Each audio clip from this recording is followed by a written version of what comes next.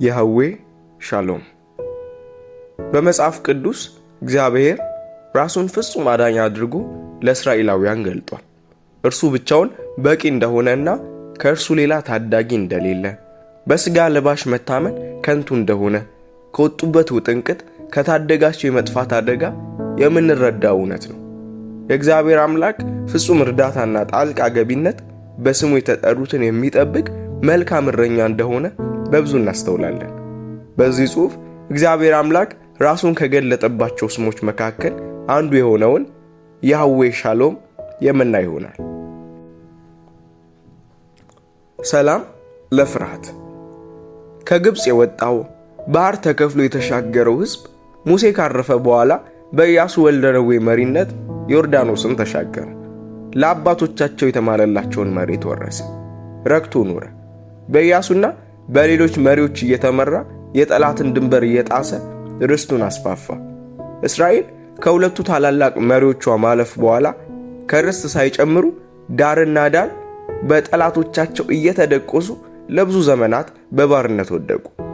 በኃጢአታቸውና በእጃቸው ሥራ ስለበደሉት እግዚአብሔር አምላክ በዙሪያቸው ለነበሩ አሕዛብ አሳልፎ ይሰጣቸው ነበር። ምድያማውያን እንደ ፍልፈል ከስር የሚሄድ እንደ ተኩላ ከየት እንደሚያጠቃ የማይታወቁ ነጣቂ፣ ከፈረስ የፈጠኑ በዝባዥ የሆኑ የእስራኤልን ሕዝብ ይዘው ያስቸገሩ ጠላቶች ነበሩ። ታዲያ ያኔ ነው እግዚአብሔርም ለጌዲዮን የተገለጠው። ጌዲዮን እንደ ናዖድ ፍርሃት የማያውቀው ወይም እንደ ሴምጋር ብርቱ ተዋጊ አልነበረም። ነገር ግን እጅግ የፈራና ግራ የተጋባ ሰው ነበር። ፍርሃቱ ቢያይልበት የወይን መጥመቂያ ውስጥ ስንዴ ይወቃ ነበር። ለወትሮ ስንዴ ሲወቃ ከቦታ ከፍ ያለና የተገለጠ ስፍራ ተመርጦ ነፋሱ ገለባውንና ዘሩን እንዲለይ ይደረጋል። በማፈን በጉድጓድ የሚሰራ ወይን እንጂ ስንዴ አይደለም። የእግዚአብሔርን መልአክ መጥቶ በወፍራ ባለች ለኤቤዝራዊው ለኢዮአስ በነበረችው በአድባር ዛፍ በታች ተቀመጠ። ልጁን ጌዲዮን ከምድያማውያን ለመሸሸግ በወይን መጥመቂያ ውስጥ ስንዴ ይወቃ ነበር። መጽሐፈ መሳፍንት ምዕራፍ 6 ቁጥር 11። የእግዚአብሔር መልአክ ለእርሱ ተገልጦ አንተ ጽኑ ኃያል ሰው እግዚአብሔር ካንተ ጋር ነው አለው። ምዕራፍ 6 ቁጥር 12። አንተ ብርቱ የእግዚአብሔር ሰው የሚለው የእግዚአብሔር መልአክ ድምፅ ለጌዲዮን የሚዋጥ አልነበረም። ብዙ ነገር መሆን እንዲችል ያውቃል። ሕይወት በብዙ መንገድ መርታዋለች። ብዙ መጠሪያዎች ኖረውት ይሆናል። ነገር ግን ብርቱ መባል አንዱ አይደለም። እኔን ነው ወይስ ሌላ ሰው እየጠራ ብሎ ዙሪያ ገባውን መመልከቱም አያጠራጥርም። ይሁንና ልክ ብሶት ይዞ የውስጥ ውጥረት አፍኖ የቆየ ሕፃን በለቅሶ እንዲገላገል አፍኖት ውስጡን ከርክሮት የነበረውን ጥያቄ አሽጎደጎደው። ጌታዬ ሆይ የእግዚአብሔር ከኛ ጋር ከሆነ ይህ ሁሉ ነገር ለምን ደረሰብን? አባቶቻችንስ እግዚአብሔር ከግብፅ አውጥቶናል ብለው ይነግሩን የነበረ ታምራቱ ወዴት አለ? አሁን ግን እግዚአብሔር ትቶናል፣ በምድያማውያን እጅ አሳልፎ ሰጥቶናል አለው። በእርግጥ ጌዲዮን በነገሩ የተጠቃ ከሆነው ከምናሴ ከቤተሰቡም ታናሹ ነበር። በሕይወቱ ሀገር ነፃ ለማውጣት አይደል በማህበረሰቡም በቤተሰቡም ካለው ቦታ አንጻር ለትንሹም ነገር ቢሆን ኃላፊነት የማይሰጠው ሰው የነበረ ይመስላል። በጦር የተደራጀና በዝባዥ የሆነውን መዋጋት በራስ ላይ እንደመፍረድ ነበር። ቀጥሎም እንዴትና በምን ነፃ አውጣለሁ ሲል ጠየቀ። እግዚአብሔርም ካንተ ጋር እሆናለሁ፣ ምድያምን እንደ አንድ ሰው አድርገህ ትመታለህ አለው። ጌዲዮን ሕዝቡን ያጠቁት እርሻቸውንና ላሞች በጎቻቸውን ያጠፉት ወራሪዎቹ ላይ ሊሆን ባለው ነገር ተደስቷል። ነገር ግን ነፃ ለማውጣት የተመረጠው እርሱ መሆኑ ይበልጥ አስፈርቶታል። በተደበላለቀ ስሜት ሆኖ መስዋዕት አቀረበ። የተነገረውም ተስፋ በእርግጥ ከእግዚአብሔር መሆኑ የሚያጸና ምልክት ጠየቀ። ከመስዋዕቱ መቅረብ በኋላ አብሮት የነበረው መልአክ ቢሰወርበት ጌዲዮንም የእግዚአብሔር መልአክ እንደሆነ አየ። ጌዲዮንም አቤቱ አምላኬ ሆይ ወዮልኝ፣ የእግዚአብሔር መልአክ ፊት ለፊት አይቻለሁና አለ። እግዚአብሔርም ሰላም ላንተ ይሁን፣ አትፍራ፣ አትሞትም አለው። ጌዲዮንም በዚያ ለእግዚአብሔር መሠዊያ ሠራ፣ ስሙንም እግዚአብሔር ሰላም ብሎ ጠራው። እግዚአብሔር ከሁኔታዎቻችን ሁሉ በላይ ነው። በውጪ የሞት ፍርሃት፣ በውስጥ የሞት ፍርሃት ቢሆንብን ከሚሰማው ከሚሆነው ነገር እረፍት እንደሚያስፈልገን ብንረዳ ሰላምን ቢሿት የማትገኝ ቢያልሟት የማትመጣ ብትሆን ነገር ግን ሰውነትን እንዲሁም ሕሊናን የሚፈውስ የእግዚአብሔር ሰላም ሲገለጥ ብርቱ ያደርገናል። ጌዲዮን የእግዚአብሔር ሰላም በልቡ ከፈሰሰ በኋላ የጠላትን መሠዊያ አፈራረሰ፣ በድፍረት ኃይል ተሞላ፣ የጠላትን ርስት በዘበዘ፣ የአምላኩን መሠዊያ አደሰ። እንደ እርሱ ኃያላን ከሆኑ 300 ሰዎች ጋር በመሆን ምድያምን እንደ አንድ ሰው መታ። በእስራኤልም ላይ ብዙ ዘመን ፈረደ። በእርሱ ላይ ያለፈው የእግዚአብሔር ሰላም ምድሪቱን ከጠላቶቻቸው አሳረፈ። በነውጥ ውስጥ ሰላም። ከሊቃቸው መሰቀል በኋላ አብረው በአንዲት ጠባብ ክፍል ውስጥ በሐዘን በፍርሃት ተሰብስበው ዓለሙ የእርሱን መሰቀል ሲያወራ ሲስቅ፣ እነርሱ ግን በሐዘን ነበሩ። ሁሉን ትተው የተከተሉት ለ3 ዓመታት ጊዜና ጆሮቻቸውን የሰጡት በአንድ ስፍራ በሐዘን ተቀምጠዋል። የነበራቸው ተስፋ ሁሉ እንደ ጉም ከፊታቸው በኖ ታያቸው። ቁጭትና ግራ መጋባት በቤቱ ሰፍኗል። እስከ ሞት አንክድም ያሉት ክህደታቸው ገሃድ ወጥቶ ታልፎ በተሰጠባት ሁሉ ተበትነዋል። ማንም አይወቅስም፣ ሁሉም አንድ ነው። አንዱ በአፉ ቢክድ ሌላው በተግባር አድርጎታልና መበታተን እንዳለባቸው ገብቷቸዋል። ግን ጊዜው አይደለም። የመገባቸው ደጉ መምህር በቃሉ መንፈሳቸውን የፈወሰውን በአጋንንት ላይ ሥልጣን የሰጣቸውን ጌታ ሆኖ እንደ ባሪያ እግራቸውን ያጠበውን ለቅሶ መቀመጥ አለባቸው። ማዘን ሰብአዊ ነውና ሊያጡት አልፈለጉም። እርግጥ እነሳለሁ ብሎ በምሳሌ ነግሯቸው ነበር። ግን ሲሰቀል ተላልፎ ሲሰጥ በችንካር ሲቸነከሩ ያዩ አይኖቻቸው እንዴት አምኖ ይቀበሏል? ድንጋይ ሲዘጉበት አይተዋል። እሺ አሁን ወዴት ይሄዳሉ? ከዚህ በፊት እንዲሄዱ ምርጫ ሰጥቷቸው ነበር፣ ግን አልሄዱም። እርሱ የሕይወት ቃል አለው። ከእርሱ ወዴት ይሄዳሉ? በዛች አንዲት ክፍል ውስጥ ምሬት፣ ሐዘን፣ ለቅሶ፣ ቁጭትና ግራ መጋባት አየሩን ሞልቶታል። ጌታን ሲከተሉ ከነበሩ ሴቶች በማለዳ የሄዱቱ ትንሣኤውን አይተዋል። ጴጥሮስ ራሱ የጌታው መቃብር ባዶ መሆኑን አይቷል። ግን ቶሎ ሊያምን አልፈለገም። መቸኮል ዋጋ አስከፍሎታልና ግራ ገብቷቸዋል። በሦስተኛው ቀን እነ ቀሊዮጳ ወደ ኤማውስ በደረሱ ጊዜ እንደተገለጠላቸው ተወርቷል። ይህ ፍርሃት፣ ድንጋጤ፣ ደስታ የተደበላለቀ ጫፉ ያልተያዘ ነገር ውስጥ ከቷቸዋል። በግማሽ ልብ ያዩቱ አይተውታል። ኃጢአት ሳይሰራ የሰቀሉት፣ ነፍሱን ያጠፉት፣ በውሸት የገደሉት ሙት ሥጋውን አያጠፉትም አይባል ነገር።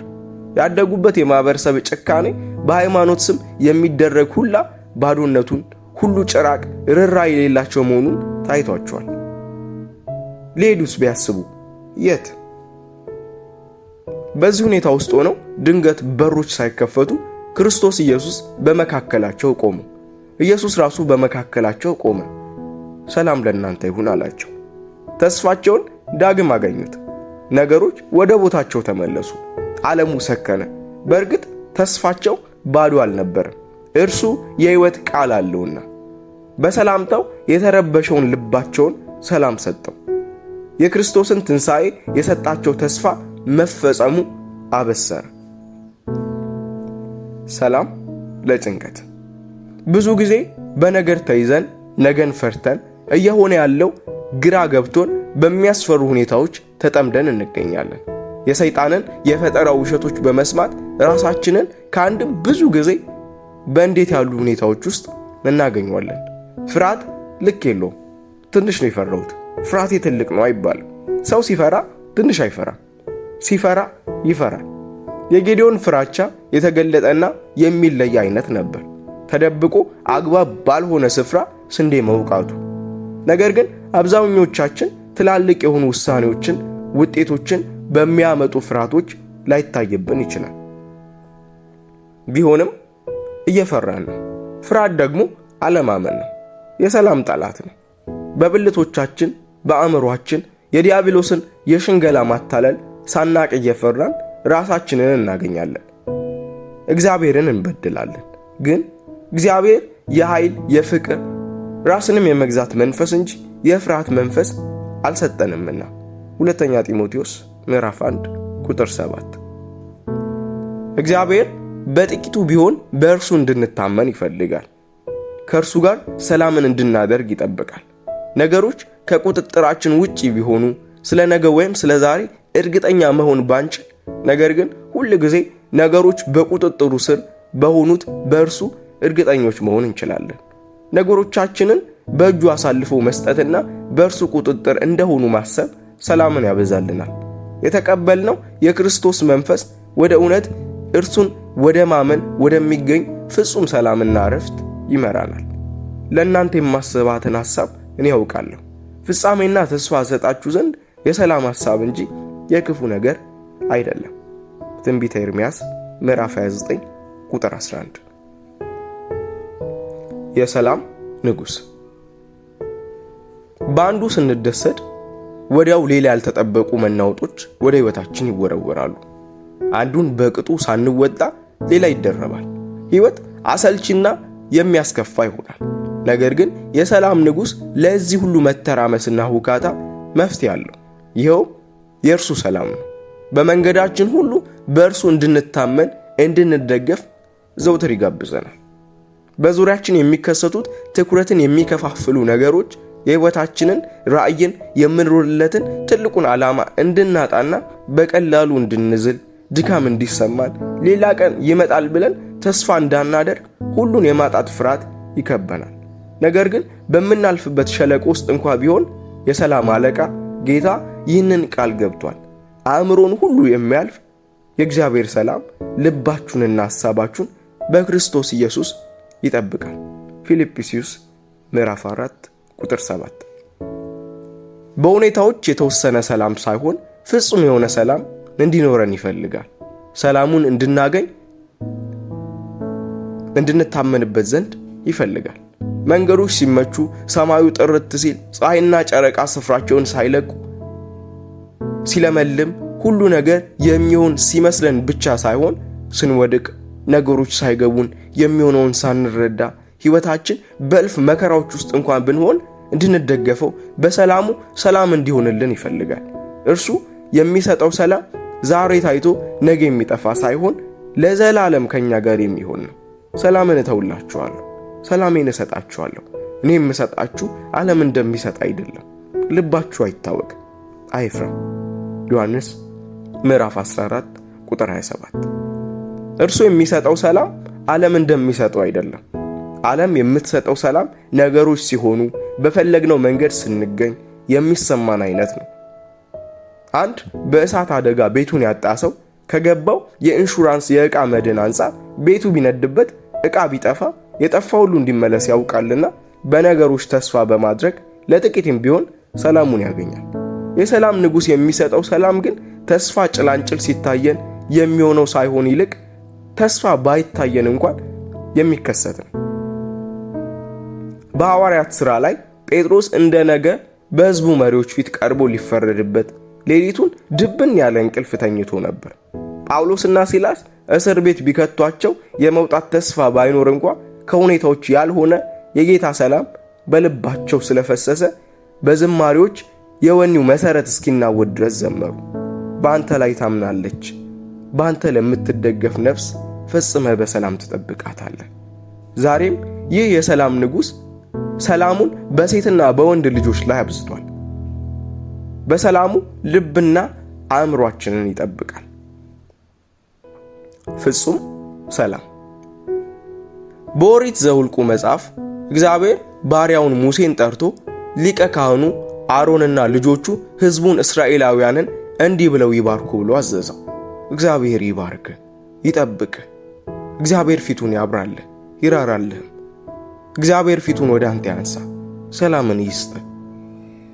ከእግዚአብሔር ጋር መሆን ስለሚሰጠው ሰላምና መገኘቱ ከሰላሙ ጋር እንደሆነ ያሳየናል።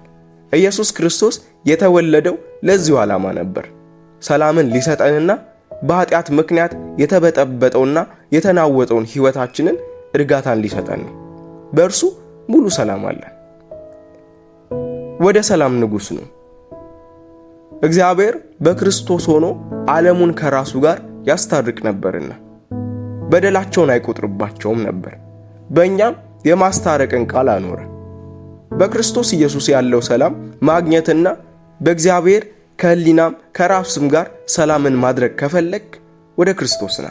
እርሱ ሰላማችን ነውና ሁለቱን ያዋሃደ በአዋጅ የተነገሩትንም የትእዛዛትን ሕግ ሽሮ በመካከል ያለውን የጥል ግድግዳ በሥጋው ያፈረሰ፣ ይህም በሁለታቸው አንድ አዲስን ሰው በራሱ ይፈጥር ዘንድ ሰላምንም ያደርግ ዘንድ ጥልንም በመስቀል ገድሎ በእርሱ ሁለታቸውን በአንድ አካል በእግዚአብሔር ጋር ያስታርቅ ዘንድ ነው።